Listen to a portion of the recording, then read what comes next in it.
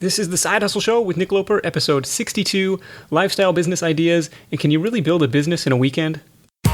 Welcome to the Side Hustle Show, where aspiring part-time entrepreneurs learn how to turn their side hustle dreams into reality. Because your 9 to 5 may make you a living, but your 5 to 9 makes you alive. And now, your host, Nick Loper.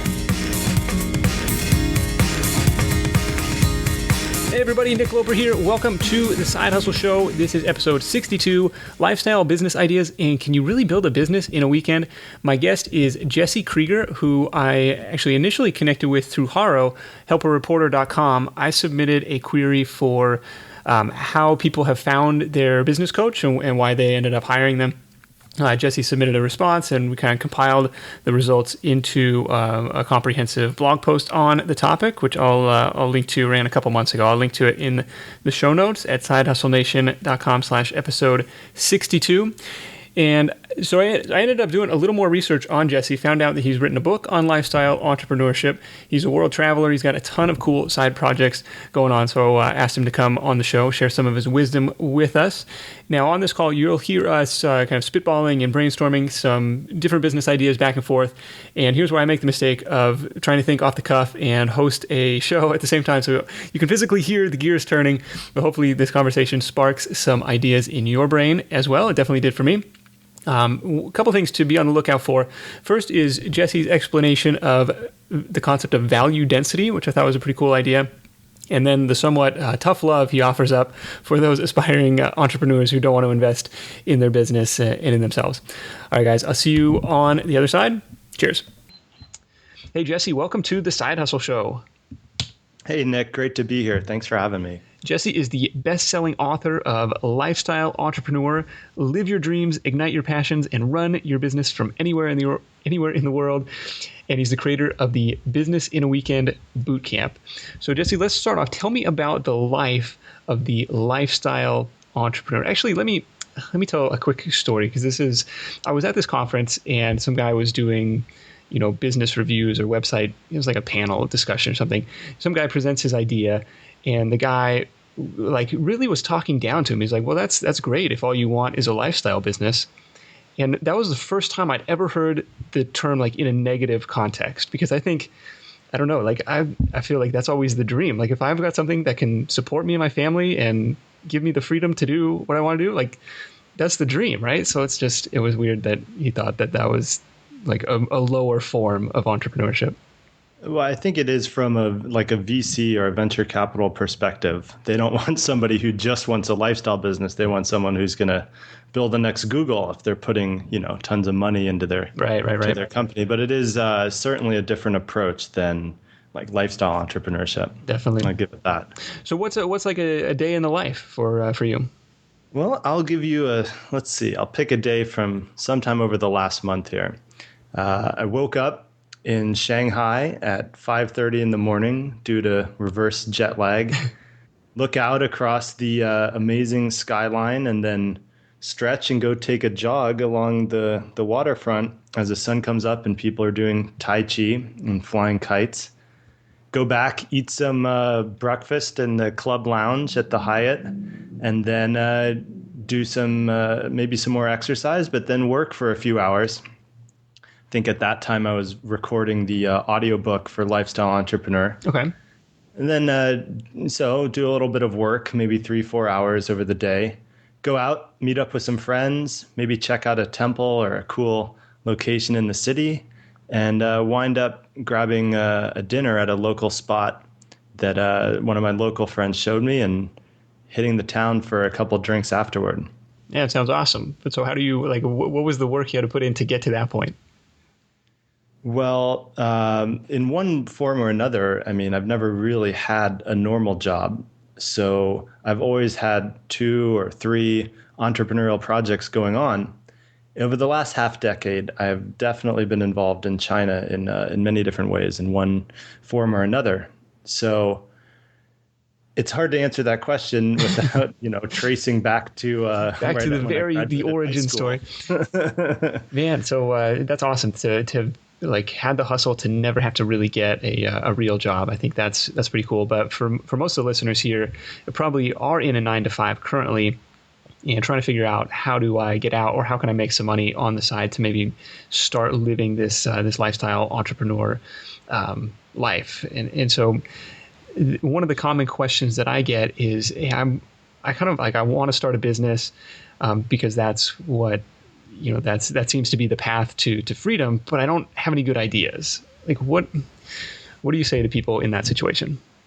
Well, I am happy to point out that they're wrong, because generating ideas is something very easy to do from my perspective. I could give a few exercises even while we're on the call. Sure. But I'd also say that, generating ideas, like my whole perspective, you've taken a look at the book, and it's like the first few chapters in there is all about what I call discovering your identity. And you can look at that two ways. One is discovering or removing blockages or things that don't reflect who you want to be, how you want to show up and play in the world, or also discovering in the sense of like creating something new and looking out to the future of the person you want to become and what you want to be doing. So I always start from a place of personal interest, passion, skills, etc., and then extrapolate from there into ideas.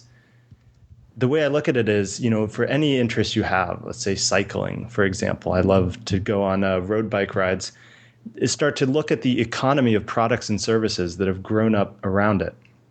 So, let's just playing forward this example. If we're going to say, well, how do I generate ideas based on something I love? I say, okay, well, maybe you love cycling. Well, what's the economy of products and services that have grown up around it? Product-wise, you've got accessories, gloves, helmets, riding jerseys, water bottles, any number of things. Mm-hmm. Services, training, coaching, information products, how to do faster intervals, how to, do hill climbs at high altitude. There's any number, I can just running these off the top of my head, but any one of those could then lend itself to doing some market research and seeing how you could position yourself to be on the entrepreneur side of the equation, selling these goods or services to others and ultimately building up some type of a business around it. Right. You become a producer rather than just a consumer. Yeah. When I look at ideas, I look at just throwing 10 or so out there and then starting to distill down. I don't believe in sitting around and waiting for the big idea to come, because the big idea emerges when you're swimming around in the trenches and trying out a bunch of stuff. I've found that to be true in kind of action breeds creativity in a way, where you kind of never think of these complementary ideas or these other ideas until you're, a week into the path, or even just an hour down into some project, and something else comes up, or you talk to somebody about it and they suggest, oh, have you thought of such and such? Well, it's like, oh, I never really thought about that. And I think that's a powerful way. I look at it as like, if all the different interests and passions in the world were spread out like on a radio dial, right? And as you tune into a different station, you're picking up different information and you're lending yourself to have conversations about subjects or topics that can be a launching point into business idea generation and getting advice and help and mentorship from people just by broadcasting out your intent and not even being in business necessarily, but talking about going in a certain direction business-wise or with your lifestyle. So going back to the bike thing, would you say, oh, I'm going to like kind of explore, 4 or 5 different areas all at once? Like, oh, I'm going to try and do something to help people with their interval training. Or I might start an accessory company making, helmet decals, or, I'm going to make a better, smarter bike water bottle or something. Like, where do you go, or kind of like, how do you focus? How do you decide what to focus on? Yeah, it's sort of like a choose your own adventure, where once you pick one direction and then a new set of options opens up in front of you. So if you're going to go down the path of like an existing product type, like gloves or water bottles or something, entrepreneurship doesn't always have to be inventing something new that never existed before. If you can just do a slight twist or have a more focused website or a better marketing crank, then you can enter a market where there's already existing players and merge in alongside of them. So I would do some market validation, looking at, how many people are searching for terms related to that. Is there going to be sufficient traffic and thereby demand that you can step in front of with an offer? I think where people get caught up, or maybe, more going back to your first quote of like the offhand comment about a lifestyle business versus some more traditional form of entrepreneurship, would be that those are creating something where there's may not be an equivalent before, or like building something and also having to educate the market and create demand instead of identifying an area where business is already taking place and joining in alongside. If you do it smart, you can start to shave off a little bit of market share from other people before the other companies even really know that you're that you exist. Yeah, I think that's a really smart way to frame it, because when you hear people say, "I've got zero competition," or and it's like, well, that might be a red flag for somebody. You may have zero potential customers too. Yeah, it might have a. There's a ton of examples. Like Google is obviously not the first search engine, and all this stuff. But it's a matter of like, hey, maybe let somebody else prove the market for you. And they talk about this even in whatever Jim Collins' latest Great by Choice, right? It's like, I'm going to fire bullets, then cannonballs. Like, let somebody else, even in this case, let somebody else fire the bullets, and then you can come in and try and get some market share out of that too. And so competition can be a good thing. To put it in context, right? It's somebody that wants to become like a lifestyle entrepreneur. The money-making component, the business aspect, is the means to the end, and should support and amplify your interests and passions. Give a glue or a context to explore them further, not be an end in and of itself to build a business and grow, just endlessly.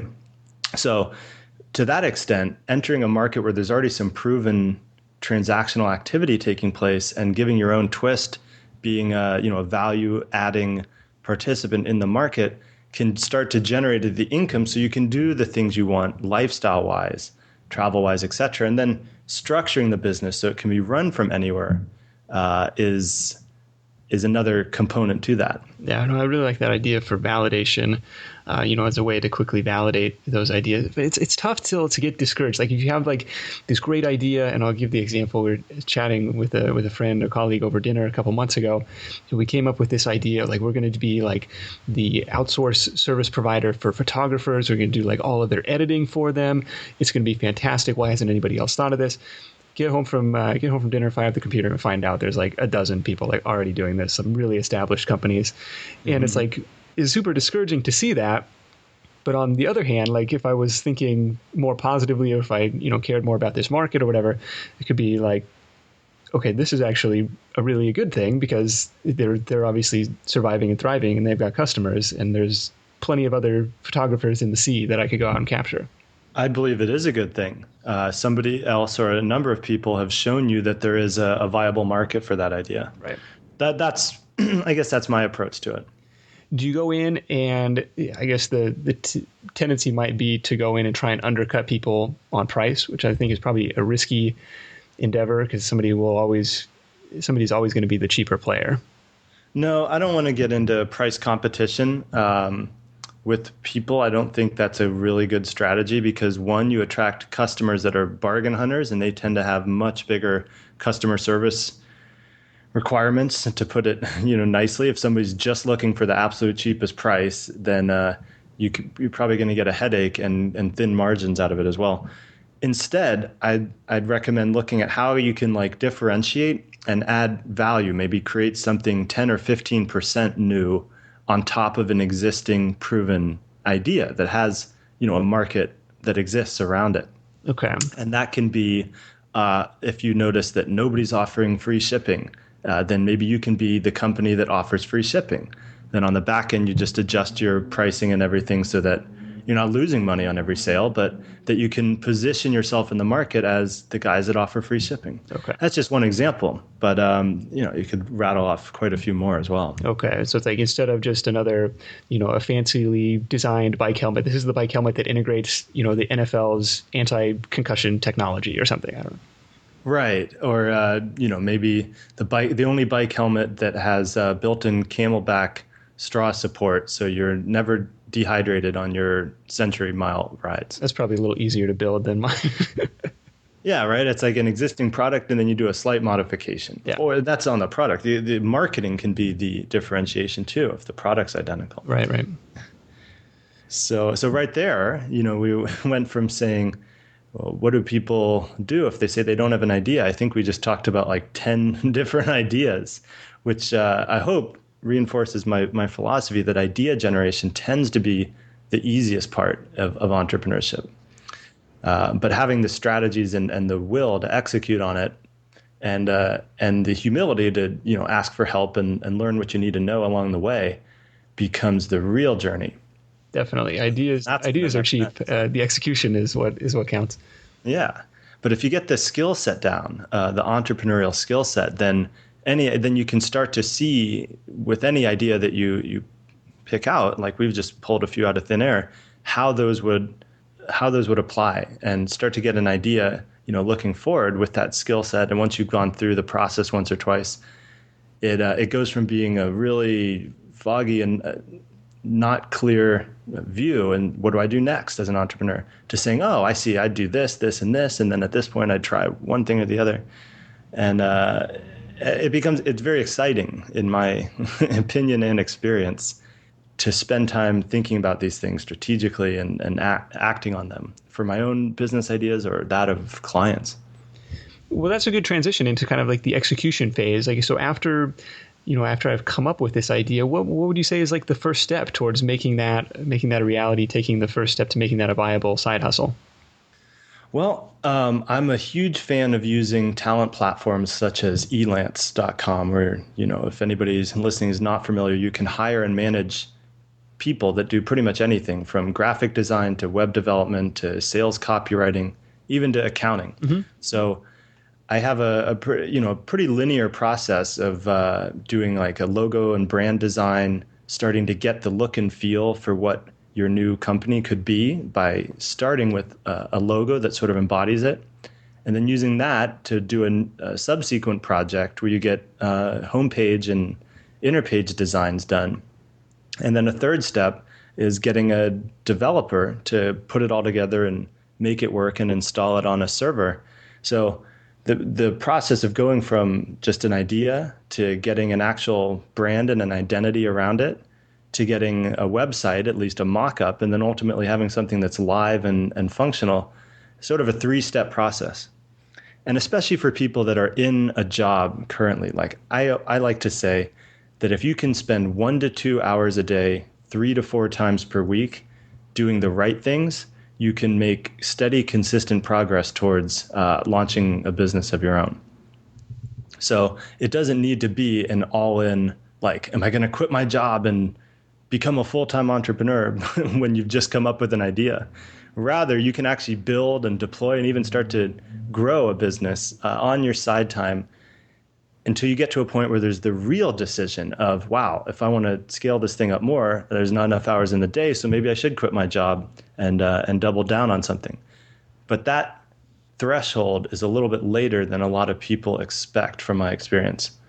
You can get something fully up and running and start to optimize it and scale it before you really need to make a decision of leaving your current job or a configuration you're in before. No, definitely. It's a it's a lower risk brand of entrepreneurship because you're not telling people to go, give your 2 weeks notice today. It's like I'm going to build this, iteratively over time and ramp it up slowly and responsibly, and then hopefully, when the revenue justifies it or when the business momentum justifies it, that's when I consider, giving my notice and quitting the day job, quitting the 9 to 5. I think that's the smart way to go about easing into entrepreneurship. Now, if you really hate what you're doing and you've got like 6 or 12 months of living costs saved up somewhere, then maybe you just want to do it faster and quit and jump into it right away. But I think that people are less risk tolerant, would go towards more of the side hustle approach, right? I know it terrifies me, like the burn the ships mentality. Like I'm gonna shoot first and ask questions later, and I'll figure out how I'm going to pay my rent next month. Like, oh my God, that's scary to me. But some people have done it and made it work, so it's like, okay. Well, that's the workaround from that fear or that apprehension is to consistently chip away at it until there's something actual there that's making money and has customers and people are interacting with a business or brand that you've created. Then it's not this either or, jump into the unknown or stay with what's familiar. Definitely. Build it up over time and kind of put in, I like how you said, hey, 1 to 3 hours a day. I think that's reasonable. Maybe, probably on the lower end of that getting started. And then as things ramp up, I can, invest more time as I've got more traction. But tell me about this business in a weekend. Obviously I love the name of it, but is it really viable to start a business in a weekend? It is, Nick. And I would also say that business in a weekend really it's a virtual boot camp. So I teach it live, but online through webinars and a private membership portal and a private Facebook group. But what it is just giving the entire blueprint front to back with tons of examples along the way. And I'm not saying you'll come out, start on Friday and on Monday you've got a business that's functioning, although we have a few cool success stories like that. Lends itself to specific types of businesses, but rather that over the course of a weekend, you'll have an entire blueprint and already start having taken the first few steps towards realizing it. And that's that's business in a weekend in a nutshell. Can you share any of the success stories or maybe one of the success? Here's I'll give you one of somebody that actually over the course of a weekend from zero idea went to not only an idea, but $2,500 in the bank and everything set up. It was pretty awesome to be a part of.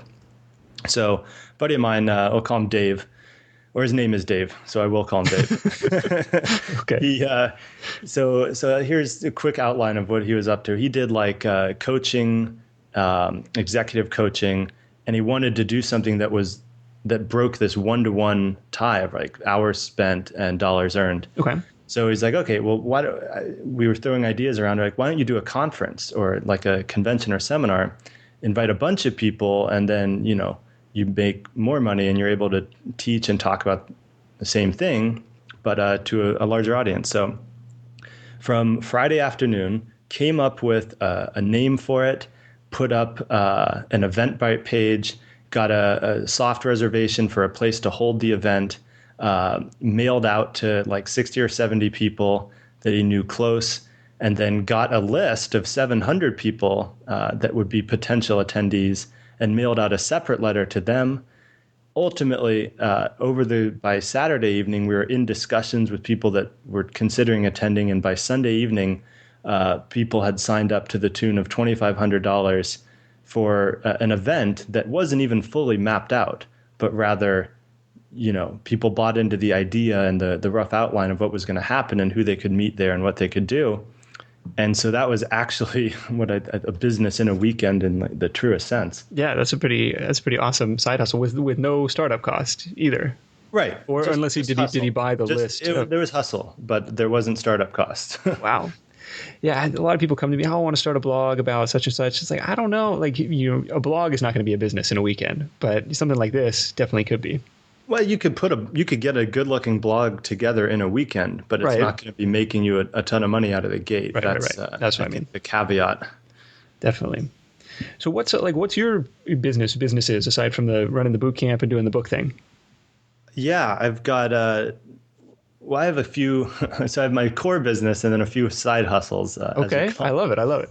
Yeah, my core business is, my book, Lifestyle Entrepreneur, is an entree to a bunch of training programs and products and even coaching that I offer, all built around this idea of becoming a lifestyle entrepreneur and helping people on that path. Okay. So that's definitely my main hustle. My side hustles are I've just launched a new USB custom wholesale USB brand, usbstore.co.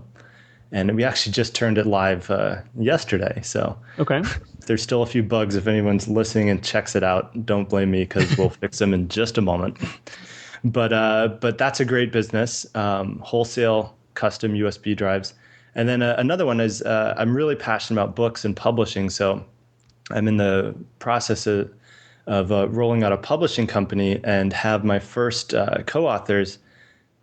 They are co-authors. I didn't write the book with them, but I'm publishing a book they wrote on Airbnb and how to optimize your Airbnb listing and run your house like a 5-star hotel, which is a great way to generate passive income, by the way, for any homeowners out there that want to travel more and have their house work for them in their absence. Definitely. So book publishing, wholesale promotional products, and everything in the lifestyle entrepreneur family is pretty much what I'm up to these days when I'm working. Cool. So the USB thing is like a drop shipping deal. So you don't have to touch the inventory, or how does it work? You got it. Yep. The only thing I'd really touch would be some dummy samples that have our own logo branded on it that I could send if someone really wants to hold one in their hand before placing an order. But here, I'll give a tip for you and all the listeners is, when I think of physical product ideas like that, I think of this concept of what I call value density. So what's the ticket price? What could I get from a customer for a 10-pound box of goods, right? So a 10-pound box of flash drives could go for $1,000 or more. And that costs, 30 or 40 bucks to ship from a factory in China. Okay. Whereas something like foam rollers or something, some other product that's big and bulky and very lightweight, doesn't necessarily have a big, price tag on it, is not a good idea for a drop shipping kind of automated business. Huh. Okay. That's fascinating. Yeah, it's a cool tip. I'm not sure if anyone else came up with it, but I'm claiming it here on the value density. We'll podcast value density. A useful rubric to view product ideas through. Cool. I mean, do you go on like Alibaba and try and find distributors, or how does it? This we're getting off tangent, but I think this is interesting. No, this is useful stuff. I mean, and this is actually stuff we cover in Business in a Weekend too. For everybody that's listening, there's what I call the big 3 online platforms for sourcing stuff, and stuff literally means almost anything in the world that's physical. Alibaba.com is one, Global Sources is another, and HKTDC, which is Hong Kong Trade and Development Corp, is a third. These are all online platforms where you can find manufacturers, factories, sourcing agents, etc., and basically source physical products, largely from China, but also throughout the Asia region and beyond. But got to be honest, China's got the production efficiencies and just the pure presence of factories making everything under the sun that and the economies of scale, just with the overall size and everything, that it is a lot of stuff is made in China as it is. Right. So I don't view it as only low cost, low quality stuff like it may have been at one time. Hell, if you got an iPhone, it was made in China. So quality stuff can come out of there for sure. Man, you think about what a 10-pound box of iPhones is worth. A lot. I mean, you got my head spinning. Like, man, what could I source now? This is very, very good stuff. Very interesting. Thank you for sharing all that. Sure. Jesse, if you have like an hour a day to spend on your business, say you're still working full time, and maybe you are working full time on a bunch of this other stuff, what do you do to grow a side hustle? With limited hours per day. I guess me personally, what I would do with 1 hour a day is go through this very linear process of going from an idea to researching it to getting a brand, like a logo designed, a website built. I just move sequentially through that process in that hour per day, taking advantage. So you get more time, right? You leverage your time when you use outsourcing. So if I spend 1 hour a day hiring a graphic designer and hiring a developer, then I stop after my 1 hour and they work 8 or 10 hours. And then the next day, 8 or 10 hours of work has been accomplished, and I spend my 1 hour giving them feedback, telling them next steps, and doing any other things that need to be done at that stage in the process. Right. At what point are you comfortable like spending that money? That's another like pushback that I'll get is, that sounds fantastic. I love the idea of like, time leverage. Hey, I'm going to spend 15 minutes finding an awesome graphic designer and then they're going to go work for 3 hours. But it's like, then I've got to pay them like $100 or something. And it's like, I'm not necessarily ready to make that investment. What do I say to that? To be totally blunt, I say man up. And if you want to build a business, you got to put your money where your mouth is, and it's not a lot of money. If I can get a beautiful logo design for $50 or $60, and that includes multiple rounds of revisions and everything. You can get a website designs done for a few $100, get a developer to tie it all together and make it live. You can get a fully functional site up, custom design and everything for under $1,000. And at some point, yeah, as an entrepreneur, aspiring entrepreneur, you got to put up or shut up, because the buck does stop at you as a business owner. So you gotta. The way I look at it, though, without giving it this charge of put up or shut up, is set aside money that you're comfortable if you lost it and nothing ever came back to you. Right?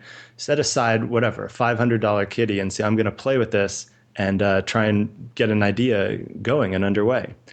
So if you've already set some money aside to dedicate to entrepreneurial pursuits, then you've already detached this emotional connection of, it's $100 on my logo design, or, take my wife out to dinner. Right. You don't want to be making comparisons to necessities or other things you want to do in life. Instead, you want to wall that off and say, this is what I'm willing to spend to give my idea a chance. Right. Make that investment. Like, hey, if you believe in it, then it's, just investing in your future. I think that's really powerful. And the one thing yeah, go ahead. So I've started to try and focus, as I'm not like the world's best investor. In fact, I don't even want to get into it, but I've started to try and think of it as a percentage of your portfolio, or as a percentage of your net worth, to allocate towards these projects, towards these, maybe high risk, high return bets, and say like, hey, if I lose it, that sucks, but it's okay, because I'm not counting on that to pay my rent or to retire on or whatever. But it's like, maybe I don't know what that percentage is, if it's 5%, if it's 25%, whatever it may be. But I think if you whatever number you're comfortable with to invest in yourself is probably your best odds of long-term, big returns, rather than, 8 to 10% in the stock market. It's a good question. I've never really thought of it in terms of percentages, more in absolute costs of what I know it's going to take to get something done at a given level of quality. Right. But I would say I view any investment in, pursuing an entrepreneurial idea as the best investment you can make, which is in yourself and your own learning. So that compounds over time more than the stock market does. Definitely. Because if you go through this process 5 times, maybe 4 of the ideas don't work, but one of them hits, and now you're making, a few $1,000 from the process. So I would say if you can set aside $1,000 over the course of 1 or 2 months to give your side hustle a chance, of course, with the caveat that you're doing the right things and working intelligently and so forth, that's a good starting point. A percentage, if you want to give it a percentage, take 10% of your income and set it aside into your future fund, where you're going to be hacking entrepreneurship until you get something that's got legs and can start paying you. So you got to keep in mind that it's not a sunk cost if it's building a productive asset. If you're building a business that makes money, then the upfront expenditure should be a drop in the bucket. Right. I like it. Jesse, thanks so much for coming on the show, sharing all of this awesome entrepreneurial wisdom. Everybody check him out, lifestyleentrepreneurblog.com. Go grab the book. It's Lifestyle Entrepreneur. It's on Amazon and wherever fine books are sold. Jesse, we'll wrap up with your number 1 tip for Side Hustle Nation. All right. Thanks so much for having me, Nick. And my number 1 tip for the Side Hustle Nation is take action. Please be the one that steps up and actually starts taking steps towards your goals. You can sit around and think about it all you want, but it's not going to generate the lifestyle you want. It's certainly not going to build the business that you desire. So take action, even if it's a little bit a day, and it'll compound over time like a snowball until you're just barreling down the hill and having a ton of fun in the process. I love it. 1 step at a time. That's all we can do. Yeah. Awesome. Thanks so much. Thanks. Take action. You heard the man. That's the universal equalizer, right? We can all take action.